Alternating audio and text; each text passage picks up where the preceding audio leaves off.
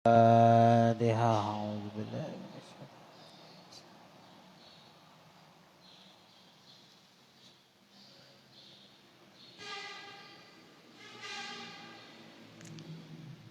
بسم الله الرحمن الرحيم. قال المؤلف رحمه الله تعالى ونفعنا بعلومه في الدارين آمين. Masih di bab keutamaan orang fakir miskin dan menyembunyikan kebaikan bagian yang keenam. Kemarin sudah dijelaskan menurut hadis muttafaqun alaih bahwa Rasulullah sallallahu alaihi wasallam ketika ada di pintu sorga, maka Rasulullah melihat mayoritas penduduk sorga itu orang miskin dan itu didahulukan masuk sorganya. Sedangkan orang-orang kaya yang sudah pasti masuk sorga itu menunggu, tertahan, tidak langsung masuk, masih ditahan oleh Allah Subhanahu Wa Taala selama 500 tahun, tidak boleh masuk. Jadi yang miskin-miskin dulu suruh masuk.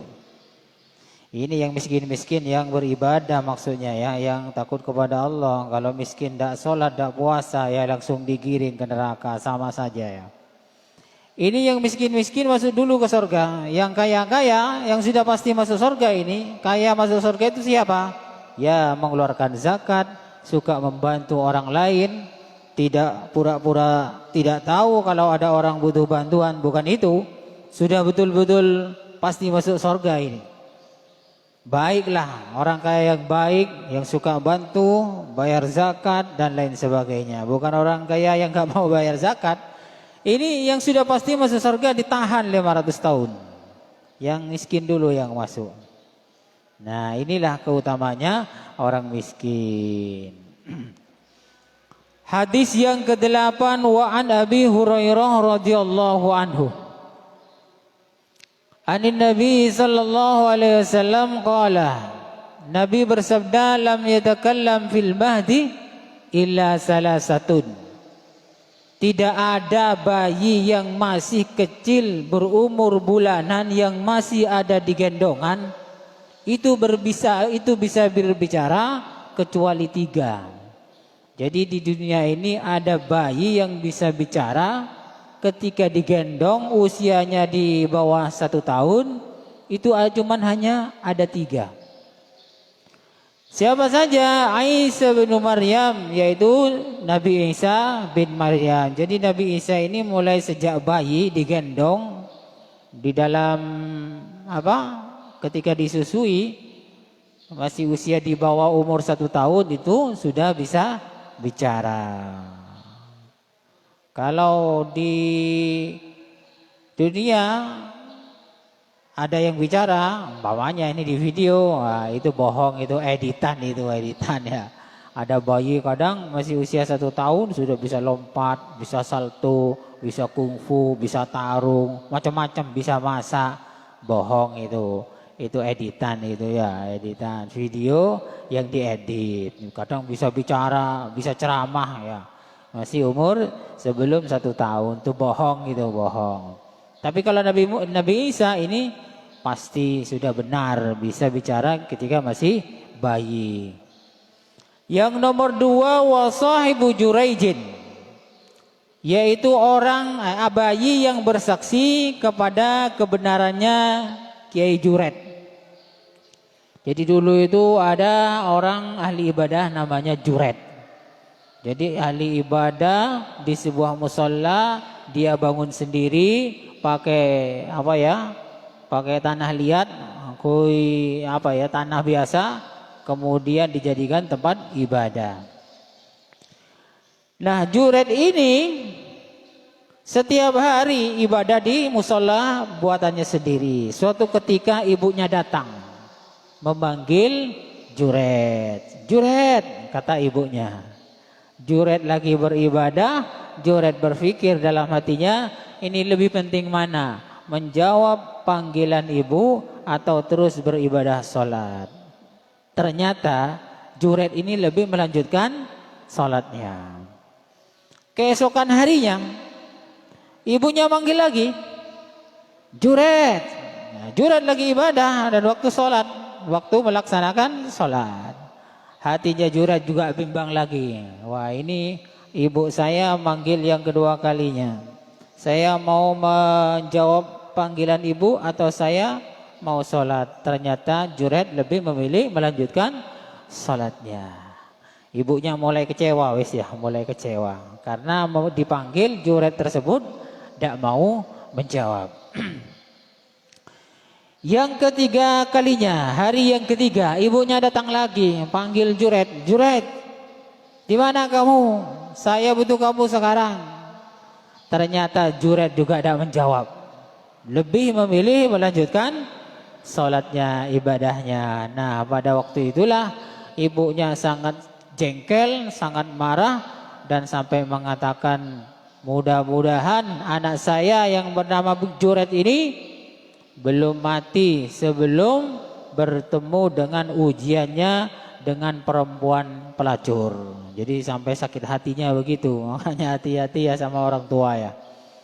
Kalau dipanggil ya langsung jawab, kalau dengar, kalau tidak dengar ya tidak apa-apa. Nah, karena doa ibunya ini dikabul oleh Allah Subhanahu wa taala. Ternyata orang-orang Bani Israel ini mempunyai niat jahat kepada Juret. Dan kebetulan niat jahatnya itu bersama dengan perempuan yang cantik, yang menarik, untuk menggoda Juret, memfitnah Juret. Ini. Jadi doanya ibu Juret yang jengkel, yang sakit hati itu langsung bereaksi ya, langsung dikabul oleh Allah Subhanahu wa taala. Katanya si pelacur ini mengatakan kepada orang-orang Bani Israel begini, kalau kita ingin menjatuhkan Juret yang katanya ahli ibadah itu, orang yang khusyuk, yang alim, ahli ibadah, saya mempunyai usul. Usul bagaimana? Saya siap memfitnah Juret agar supaya jatuh dari derajatnya di sisi Allah dan manusia. Saya akan ajak dia berzina.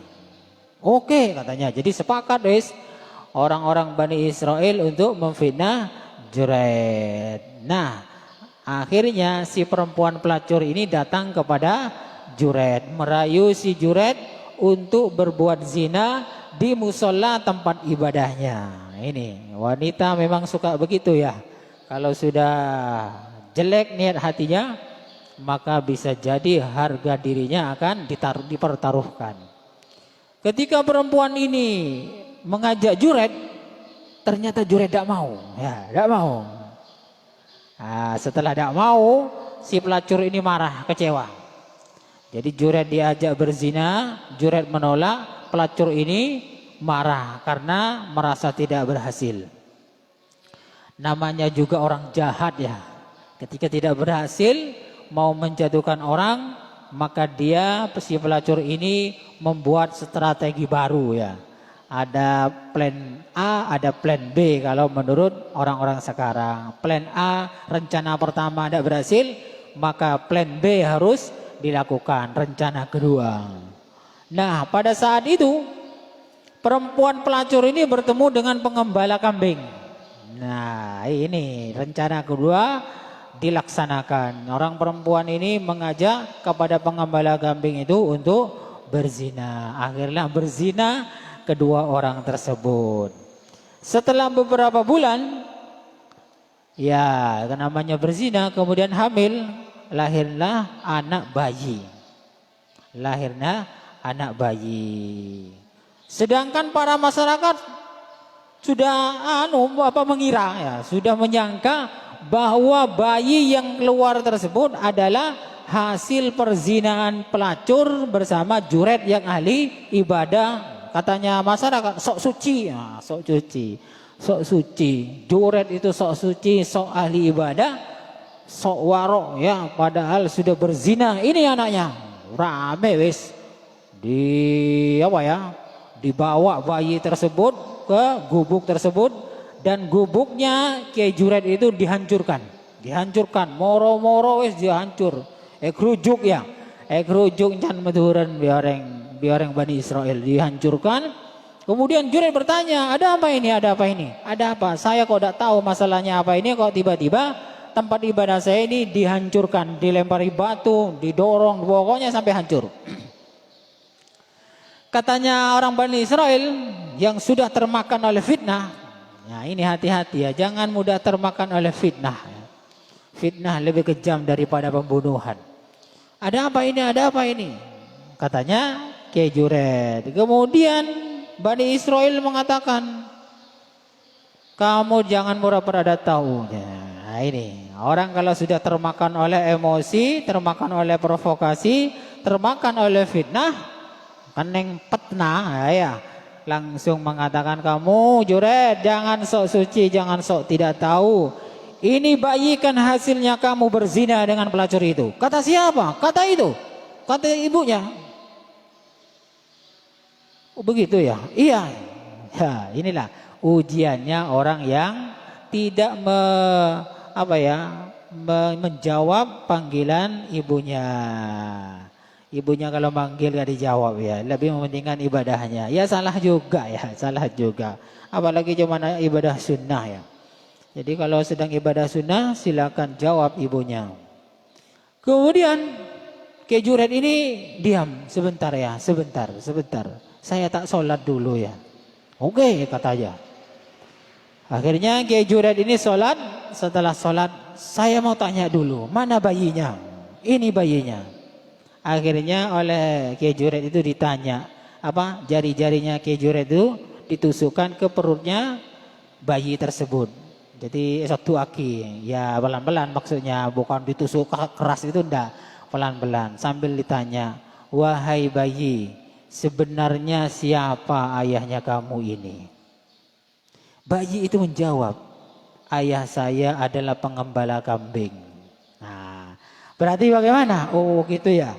Ya, katanya si bayi, ayah saya pengembala kambing.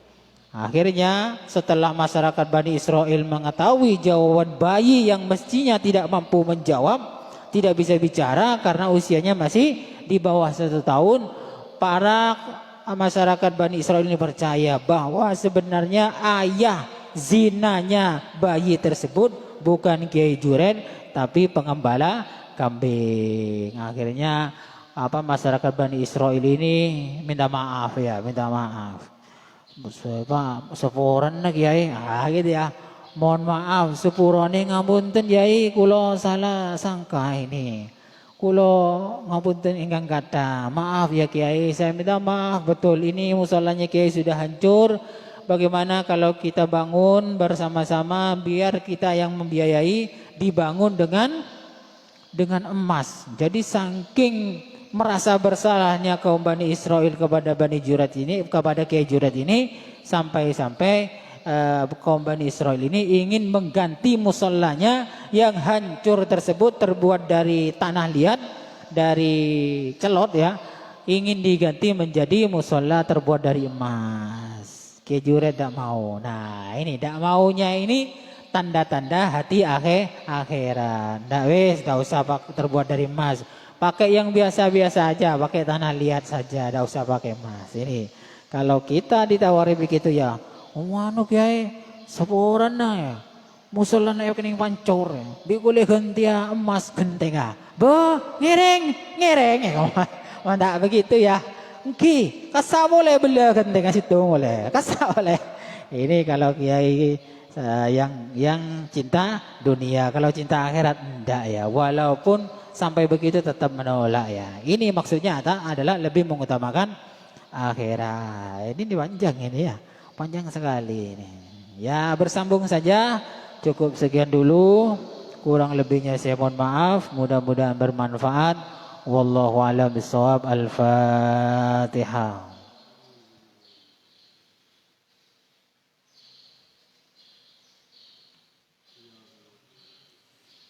Assalamualaikum warahmatullahi wabarakatuh.